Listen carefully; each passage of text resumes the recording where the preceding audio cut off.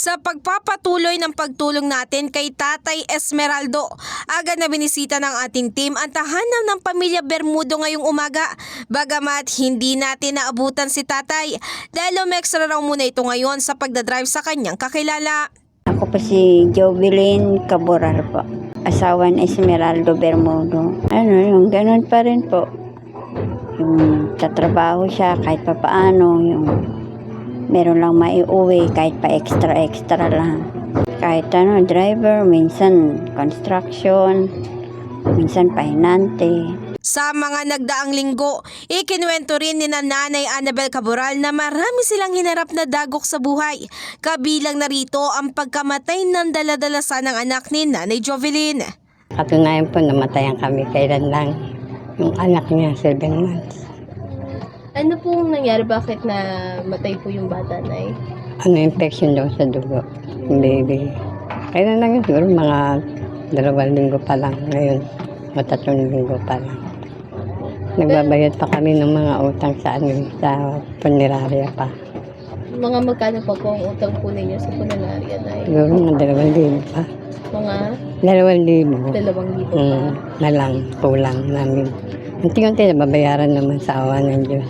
Pero sa kabila ng mga problemang ito, tuloy lang daw sa paglaban ng pamilya Bermudo. Kinumpirma naman din ni Nanay Jovelyn na isa rin talaga sa plano ng kanyang asawa na si Tatay Esmeraldo ang makapaglako sila ng isda bilang paraan ng kanilang hanapbuhay. Opo, lagi niya naman po sinasabi sa akin yun eh. Kaya lang talaga walang pampuhon.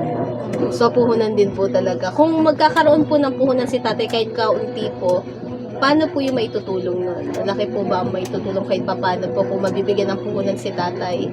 Opo, malaki-laki naman po. Kaya bilang tulong para makapagsimula na nga ang pamilya Bermudo, agad nating ipinaabot kina Nanay ang pinansyal na tulong mula sa Brigadahan 1 Tahanan para magsilbing puhunan sa plano ni Tatay na paglalako ng isda. Maraming salamat po rito, Brigada 1 Tahanan. Malaking tulong na po ito sa amin ng pamilya ko. Samantala, may pahabol naman ding panawagan si Nanay Annabel para sa lahat nga ng iba pang mabubuti ang puso. Financial para sa mga bata, para makapagtapos sila ng pag-aaral. Bakit importante makapagtapos sila? Para din sa future nila. Kasi hindi mo na nakapagtapos eh. Hanggang grade 6 bag ako.